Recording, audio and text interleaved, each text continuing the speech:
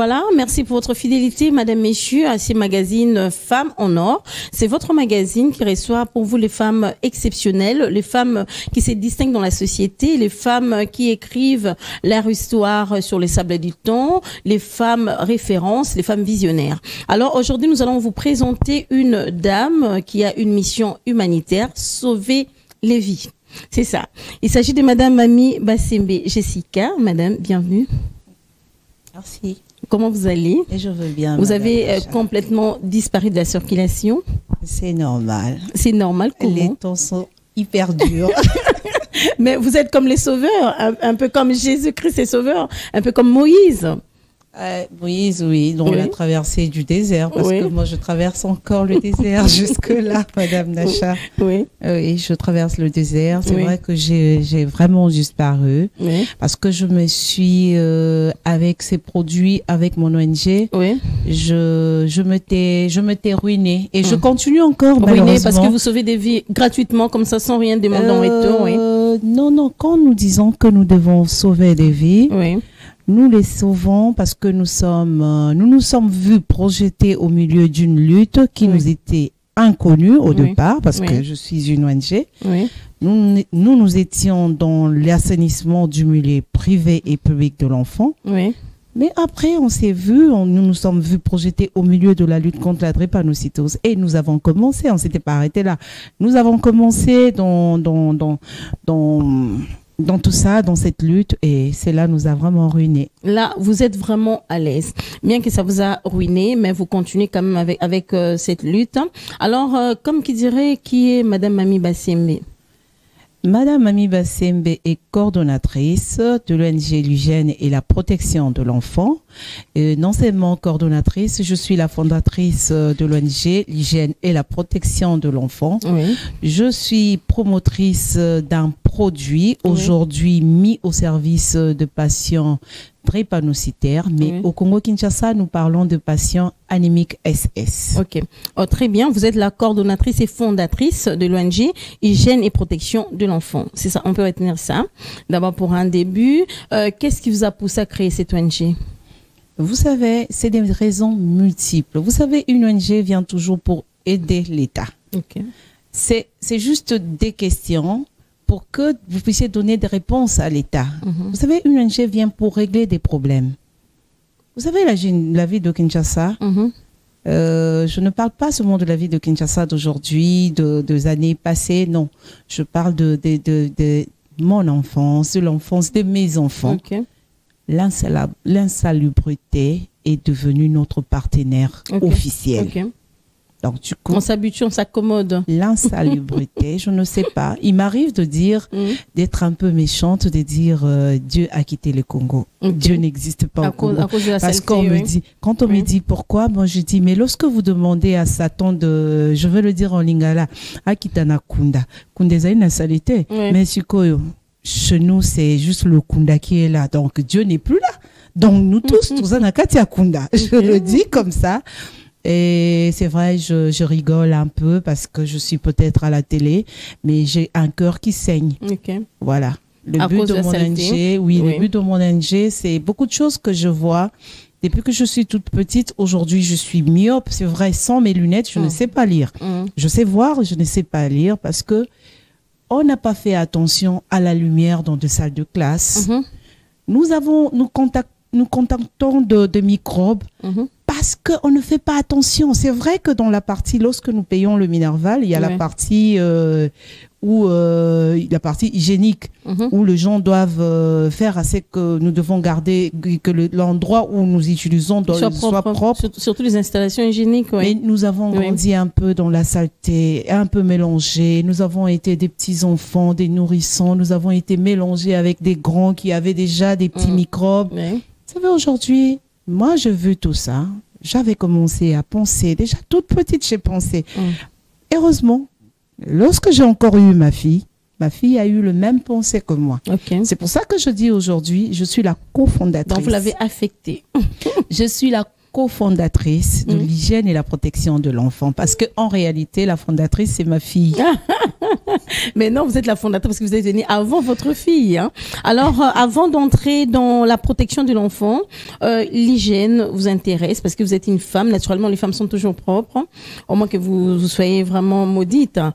Alors, qu'est-ce que vous prévoyez pour ces enfants? Est-ce que vous êtes en collaboration avec les écoles parce que vous avez épinglé notamment sur les écoles? Est-ce que vous avez une collaboration avec des écoles de Kinshasa pour établir au moins la propreté dans les milieux scolaires? Oui. Malheureusement, Madame Nacha, nous n'avons jamais commencé notre travail. Ok. Du côté de l'assainissement, nous n'avons jamais pu commencer. C'est vrai, la question m'avait été posée hier lors d'une émission. J'ai répondu comme je vous réponds. Nous n'avons jamais commencé parce que du point de vue environnemental, notre partenaire, c'est d'abord l'Hôtel des Villes. Ok. Voilà, donc je dirais que nous n'avons jamais commencé parce que on ne voulait pas créer une ONG qui devait attendre de dons et de legs. Ok. Mais c'est toujours comme ça avec les ONG. Non. Il faut avoir des partenaires financiers, être financé par l'étranger peut-être, Madame Mami. Non. Vous savez, une ONG est créée. Vous voulez créer quoi? Inventer la roue? Son propre pays. Oui. Une ONG n'est pas créée pour l'étranger. Parce qu'aujourd'hui, lorsque nous parlons des drépanocytoses, de la drépanocytose, nous parlons de la drépanocytose d'abord au Congo, Kinshasa. Okay. Et ensuite, c'est vrai que ça s'est répandu du côté au pays de ma maman. Ça s'est répandu. Mais c'était d'abord la drépanocytose dans le pays de mon père. Donc, une ONG vient d'abord pour régler des problèmes de son pays, pas de l'extérieur. Les aides extérieures, en réalité, on les appelle comme ça, mais c'est aussi des petites insultes extérieures, parce que l'extérieur ne peut jamais venir arranger votre intérieur. Ok, mais qu'est-ce qui vous avait empêché de commencer? C'était le moyen, la volonté, la détermination ou bien le courage? Qu'est-ce qui vous avait empêché? Non, c'est parce que vous m'avez un peu retiré la parole lorsque j'étais en train de vous expliquer que nous avons créé une ONG. Oui. Notre but n'était pas d'attendre les dons et de legs, parce que le noir ne croit pas vraiment aux ONG de leurs frères noirs. On voulait créer une ONG qui devait aussi faire travailler les têtes et les mains. Raison pour laquelle nous nous étions lancés dans la recherche. Mais dans quel genre de recherche? La recherche en sciences humaines. Raison de plus, aujourd'hui, nous avons un jus analysé et mis au service de patients drépanocytaires. On se dit, en ayant un produit que nous allons commercialiser et les bénéfices, excusez-moi, reviendront pour subvenir aux besoins de notre ONG. Malheureusement, nous n'avons pas eu. C'est vrai que nous avons eu à signer un partenariat après analyse avec l'Institut de recherche en sciences de la santé. Et le jus a été placé au CEMAS, communément appelé Mabanga. Ben, ce n'est pas une large diffusion. C'est juste une petite partie. Donc, les drépanocytaires qui viennent se soigner à Mabanga, qui connaissent le produit, et ceux-là qui regardent la télé. Alors que si l'État pouvait nous donner un peu, nous prêter main forte, qu'est-ce que le jus nounou devait devenir aujourd'hui? Il allait avoir la large diffusion ou la muni industrialisation ou vous savez, c'est pour ça que nous n'avons jamais œuvré dans l'environnement. On n'a pas pu commencer. Le produit qui était censé venir nous soutenir, subvenir aux besoins des l'ONG, malheureusement, n'arrive même pas parce que les bénéfices jusque-là, les petits bénéfices que nous recevons, nous le partageons avec les drépanos de Kimbondo. C'est vérifiable. Nous avons aussi notre... à ma part, nous n'avons qu'un seul drépano. Mais on ne pouvait plus aller dans d'autres orphelinats parce que nous ne vendons presque pas. Voilà. Donc, vous demandez quelque chose d'insignifiant. Voilà. On va essayer de développer et d'en parler un peu plus sur les jus nounous. Mais moi, j'aimerais savoir, vous avez dit que vous n'avez pas encore commencé. C'est vrai que le gouvernement a sa part des responsabilités, mais vous aussi, en tant que fondatrice de cette ONG, et puis vous avez créé ces jus nounous, vous avez aussi une part de responsabilité. Qu'est-ce que vous avez fait? Quelles sont les démarches que vous avez faites et que ça n'a pas abouti? Madame Nacha, moi j'ai toujours été dans la sensibilisation avec le moyen de bord. Lorsque je dis que je me suis ruinée, c'est parce que je ne sais pas. C'est vrai, sur cette chaîne, c'est une première fois que vous puissiez me recevoir. Mais ailleurs, nous avons eu à faire plusieurs émissions. J'ai été l'unique personne à sponsoriser 2 émissions pour la sensibilisation. Je fais la sensibilisation sur le plan environnemental et je continue à le faire. Je continue jusqu'aujourd'hui sur le plan environnemental. Je pense que l'ONG, je dis que nous ne travaillons pas, mais je sensibilise depuis 4 à 5 ans aujourd'hui. Mais il faut toquer maintenant les portes, il faut toquer. À force de toquer, on vous ouvrira quand même. C'est ça, non? C'est ce que la Bible dit. Hein? Celui qui cherche trouve, il faut toujours toquer. Madame sensibiliser, c'est bien, mais il faut aller loin. Madame Nacha, vous savez, lorsqu'on pose la pierre à l'édifice, c'est à l'édifice maintenant de faire le travail, de récupérer l'enfant qui pose la pierre et reposer cet enfant. Et s'il y a plusieurs enfants? Madame Nacha, excusez-moi. Là où il y a plusieurs enfants, ça sous-entend que la main-d'œuvre est très élevée. Donc je me dis que là où il y a plusieurs enfants, c'est même mieux. C'est un pays qui devait vraiment reposer ses plusieurs têtes savantes. Voilà. Ok, donc les savants en RDC n'ont pas vraiment de place. Parce que je le disais tantôt avant l'émission, vous êtes une personne, vous êtes une germe du succès, c'est ça? Vous êtes une personne qui promet, qui doit aller de l'avant. Mais en fait, pourquoi la RDC tarde-t-elle à prendre toutes ces personnes, ces savants-là, à les valoriser? C'est ça les termes. Je ne saurais vous répondre parce que c'est sans le même question que je me pose jusqu'aujourd'hui et j'ai un cœur qui saigne vraiment. Et c'est même la raison pour laquelle que je suis de l'autre côté parce que je me dis autant mieux vivre ailleurs, pleurer ailleurs au lieu de rester dans la maison de papa et de continuer à pleurer. Et je préfère être chez les mamans. Je sais que les mamans parfois manquent de tout. C'est juste de ménagères et n'ont rien à offrir à leurs enfants sinon l'éducation. Vous comprenez? Voilà, alors, on va aller tout droit au but. Vous vous intéressez aux enfants drépanocytaires, c'est ça les termes. Vous êtes médecin?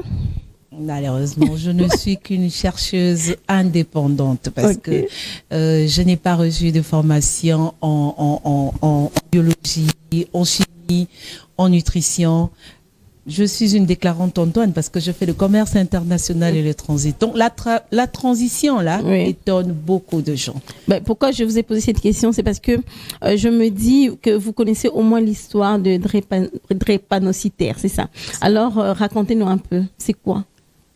Aujourd'hui, l'histoire de la drépanocytose, et je peux dire que c'est devenu mon histoire, c'est devenu ma vie. Je vis avec la drépanocytose dans le sang. Je réfléchis drépanocytose, je me réveille, je peux dire que je mange la drépanocytose. Aujourd'hui, la drépanocytose, hier, je ne connaissais rien.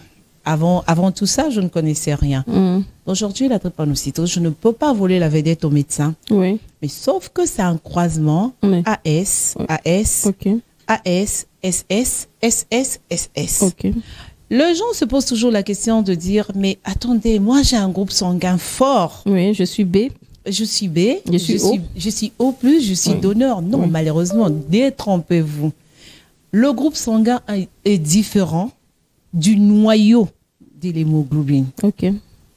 Vous savez, le groupe sanguin, c'est comme l'avocat. Voilà, vous avez la partie du haut. Et le groupe sanguin, c'est la chair. Maintenant, le noyau. Lorsqu'on fait l'électrophorèse, le noyau de l'avocat. Donc, nous avons le groupe qui est au-dessus et nous avons le noyau.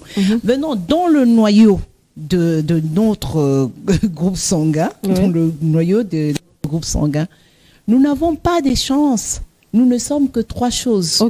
Ou nous sommes AA, où nous sommes AS, où nous sommes SS.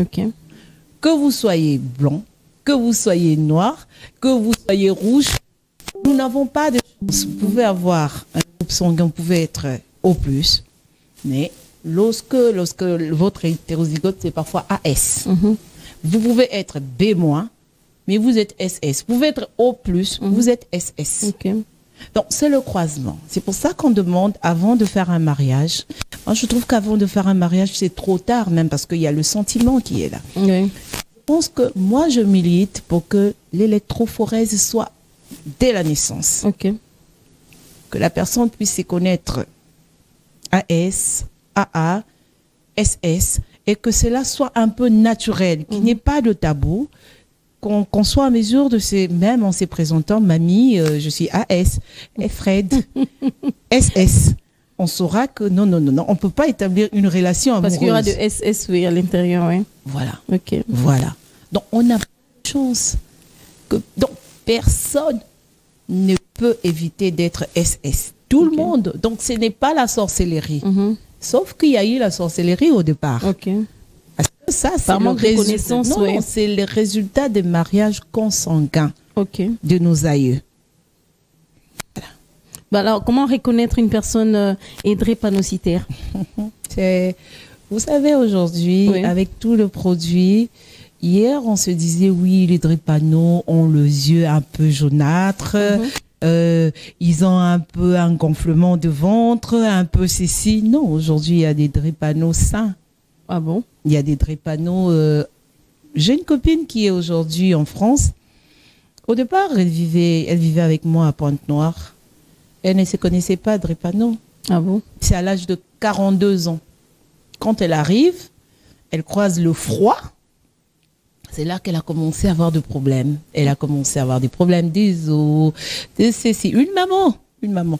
Et à 42 ans, on lui dira, vous êtes SS. Elle me dit non. Elle m'appelle et dit, mais attends, ma maman, ma chérie, comme elle sait que je suis dans la lutte, elle a 42. Elle me dit, mais je suis drépano, comment ça? Oui, je suis allée, depuis que je suis un corps paramédical, je participe souvent à des journées scientifiques. Oui, surtout à Brazzaville, il y a eu en 2020 une journée scientifique où des drépanocytologues gabonais et congolais ont conclu que la drépanocytose tardive, retrouvée tardivement, parce que lorsqu'une personne mange bien, consomme de fruits, vit dans un environnement sain, la personne ne peut pas se déclarer, vous ne pouvez pas voir que la personne est malade, parce que la personne est toujours en renfort du système immunitaire. Mais c'est lorsque quelque chose commence à tomber, le froid peut faire tomber le système immunitaire. Et c'est là qu'on vous découvre drépanocytaire. Alors, vous proposez à la population le jus nounou.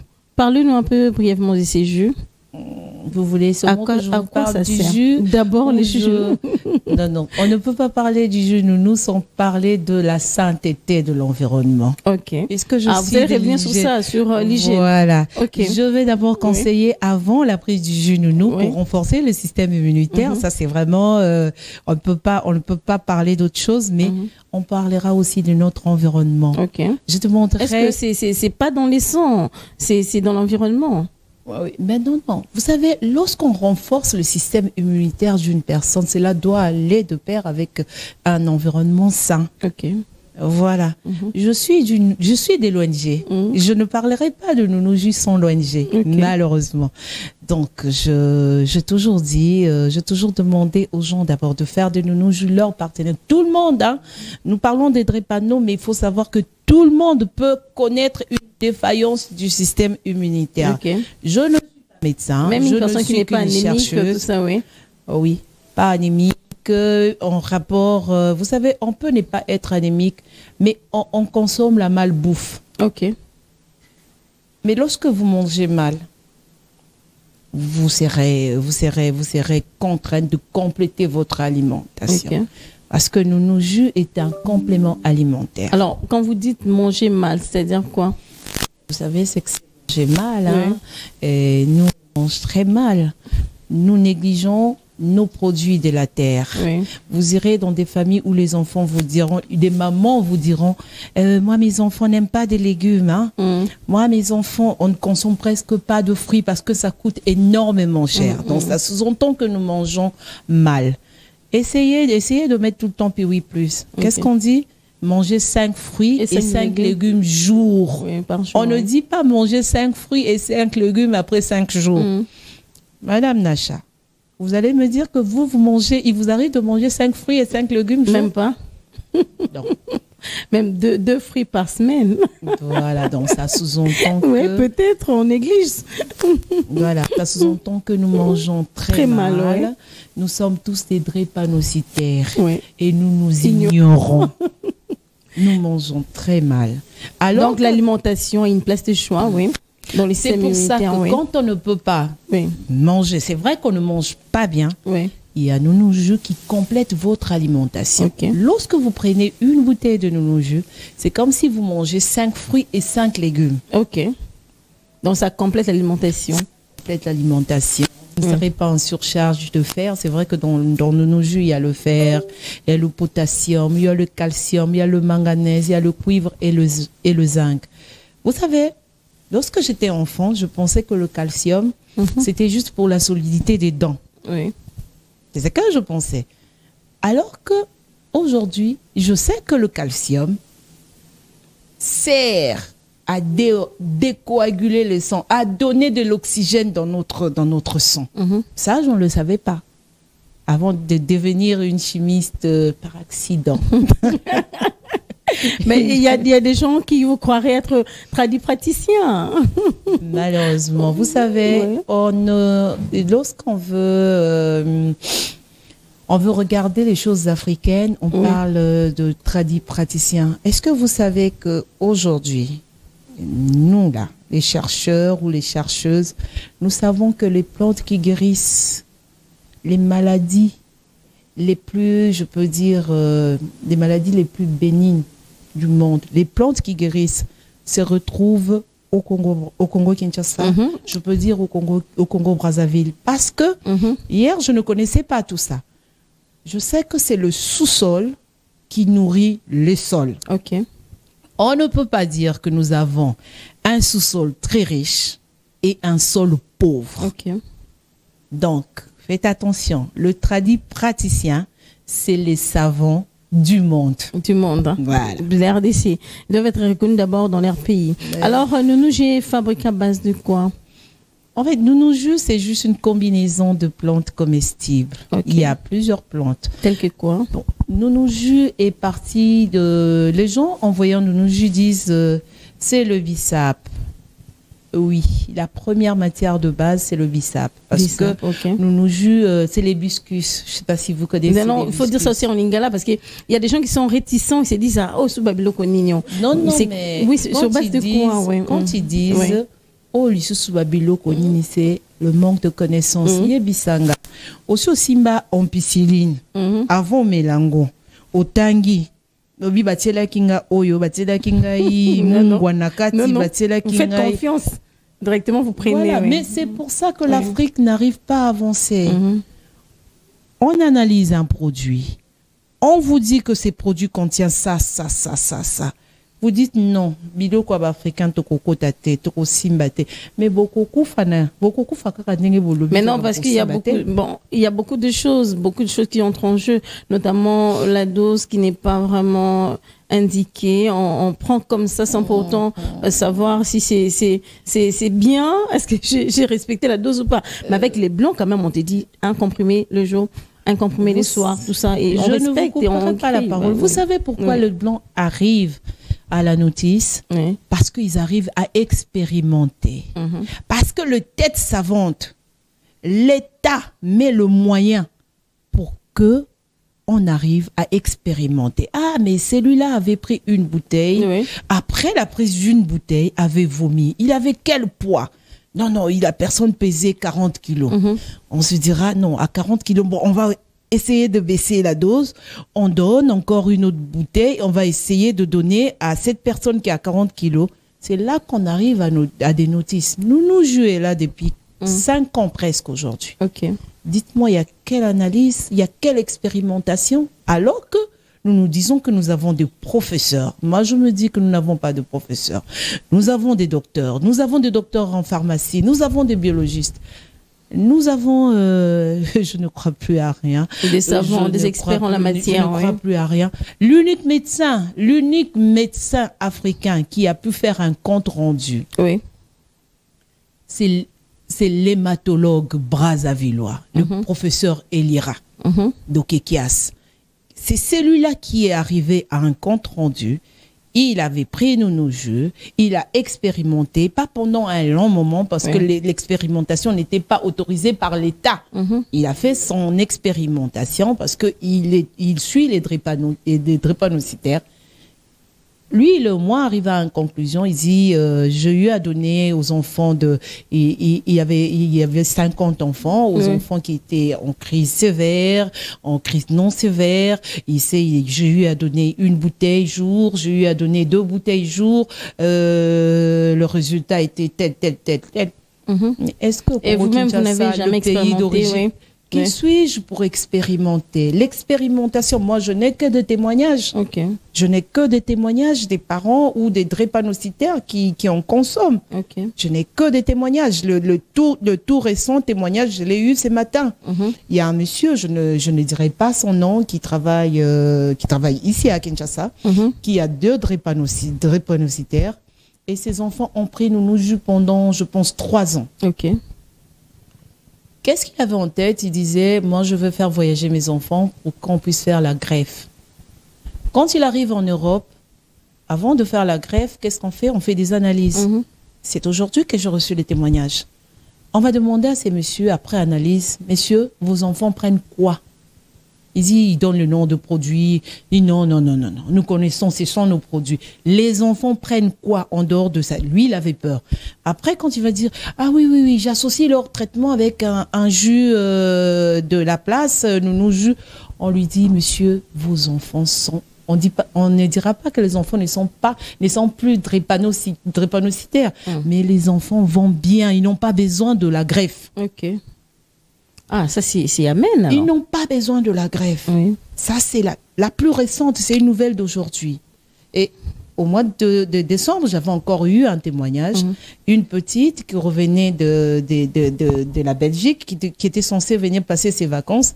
Sa maman avait peur en disant, oh, je vais laisser le médecin de ma fille en Europe et prendre le risque d'emmener ma fille en RDC. Son oncle qui connaissait Nounou-Ju a demandé à ce qu'on achète un lot de Nounou-Ju qu'on donne à cette petite. La petite arrive, retrouve les bouteilles de Nounou-Ju chez eux à la maison. Au bout d'une semaine, la petite en raffolait. Elle a tellement aimé Nounou-Ju, elle prenait ça tout le temps. Sa maman qui commençait à constater que les yeux de sa fille devenaient très normaux. Et la vivacité qu'elle retrouvait maintenant chez sa fille, elle se disait, attends, j'ai ramené le même produit qu'elle a l'habitude de prendre en Europe. C'est qu'on a ajouté en Afrique, c'est juste le Nounou-Ju. Elle regardait sa fille. Elle était contente de voir les yeux de sa fille qui devenaient normaux. Et quand elle ouvrait les yeux n'étaient plus pâles. Et quand elle regardait la peau de sa fille qui n'était pas saine en Europe, devenait bien saine, elle se disait non, c'est faux. On va me dire que c'est juste seulement que j'ai donné à ma fille. Naturel, 100% naturel. Voilà. Alors, Madame Ami, on a vraiment besoin de vous, étant donné que vous avez une mission humanitaire. Mais désolé parce que nous sommes arrivés presque à la fin de notre magazine. Vous allez lancer un message, peut-être au gouvernement ou bien aux personnes de bonne volonté. Au gouvernement, j'en ai toujours lancé, mais je vais toujours lancer, hein, puisque tant qu'il y a la vie, il y a toujours de l'espoir. Il faut toujours espérer, il faut toujours continuer à être déterminé. J'ai toujours lancé, je dirais au gouvernement de soutenir les trouvailles africaines. Nounou-Ju est une trouvaille congolaise. Nounou-Ju n'est pas une trouvaille de l'extérieur, elle est congolaise. J'ai posé la pierre à l'édifice et j'attends, parce qu'un pays, c'est les écrits. Il y a des références au Krenka, à l'université. Je demande à l'État de me venir en aide. Ok. Vous avez un numéro de contact, un numéro de téléphone, une adresse email. Ah oui. Je donne mon contact. C'est vrai que le téléphone n'est pas avec moi. Je suis au 082 52 98 807. 082 52 98 807. Nounou-Ju est vendu aujourd'hui à Yolo Médical parce que hier on était à Mabanga avec c'est vrai qu'on n'a pas encore trouvé d'endroit. Nounou-Ju est là Nounou-Ju est là, mais sauf qu'on n'a pas encore trouvé d'endroit propice. Beaucoup plus à Mabanga et puis à Mabanga, non, Mabanga est fermé. Il y a la rénovation. Voilà. D'accord, merci beaucoup Madame Mamie Bassembe Jessica d'avoir répondu à notre invitation. Je sais que vous venez de loin, de très loin. Vous étiez même en dehors de la République démocratique du Congo, vous avez quand même répondu à notre invitation. Merci beaucoup en tout cas. Nous allons nous retrouver prochainement pour notre numéro. On va expliquer beaucoup plus sur nos jeux. Merci beaucoup. Merci. Nous vous accompagnons d'une manière ou d'une autre. Merci beaucoup. Madame, messieurs, nous sommes arrivés à la fin de notre magazine Femmes en Or. C'est votre magazine qui vous édifie toujours, qui reçoit pour vous des femmes exceptionnelles, des femmes qui se distinguent dans la société. Aujourd'hui, nous avons eu l'insigne honneur de recevoir pour vous Madame Mamie Bassembe Jessica. Elle est une femme qui a une mission humanitaire. Elle est coordonnatrice et fondatrice de l'ONG Hygiène et Protection de l'Enfant. Elle a su fabriquer ces jus, nos jus qui aident les enfants anémiques, c'est ça. Pas seulement les enfants, aussi des vieillards. Des personnes, des sujets de drépanocytaires. Voilà. Alors, merci beaucoup. Je dis merci à l'équipe qui m'a accompagnée. Merci à toi, Andrick. Merci à Papa Philémon. Rigen, merci. On va se retrouver prochainement pour notre numéro. À très bientôt.